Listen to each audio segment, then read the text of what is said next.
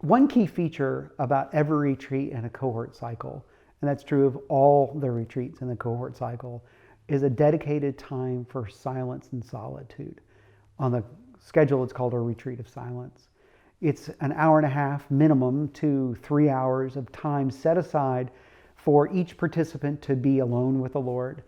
And it's a guided process. They have retreat materials that are given to them at each retreat to help guide them through a set of questions and passages of Scripture to reflect on, to help them engage with the Lord. Now, each retreat of silence is set up by a communal reading of Scripture, and we'll have a separate video for you to learn about communal reading of Scripture and how to lead those, and also a Lectio Divina, an opportunity to reflect on a smaller piece of Scripture to help them enter into the time with the Lord. Again, we'll talk about communal reading of Scripture and Lectio Divina in another place. But recognize that the retreat of silence is really critically important. And a retreat of silence needs to be guided into, that each participant needs to have the cohort leader and the mentors guide them into that process so they know what to do and know what not to do. And I usually enter people into the process by saying something like this.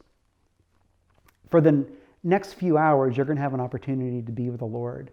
And a retreat of silence is an opportunity to have the chance to do with these hours what's best for you. Now, here are some things that I would encourage you to try to do in this time. I would encourage you to rest. It might be that you lie down, and if you fall asleep for a little bit, that would be fine. Don't sleep for the whole time. But if you fall asleep for a little bit, that would be okay. It's also an opportunity to pray, but it's not designed to be a time to you sit in one place and pray for the whole 3 hours. It's also a chance to walk around. We encourage you to walk and pray, or walk and reflect, or walk and simply be quiet and restful. But don't walk the whole time, and certainly don't use this time for exercise. This isn't a time to go for a run. This is a time to move and engage your body in engagement and relationship with God. It's also a time to think about your life, to think about the Scriptures, to think about the exercises that we're going to give you. This is an opportunity set aside for you to rest, to move, to think, to reflect, to pray. And pray in the way that helps you the best. By the way, getting used to retreats takes some time. So if this is your first retreat, it's okay. Try, and you'll get better at it over time. And as I'm guiding people into retreats, I always remind them that at some point you might get stuck, or you might get afraid, or you might need someone to listen to what's going on. And we always tell them that the cohort leader and the mentors will be available to them about an hour and a half into the retreat of silence, or halfway through, to listen to them and to pray for them.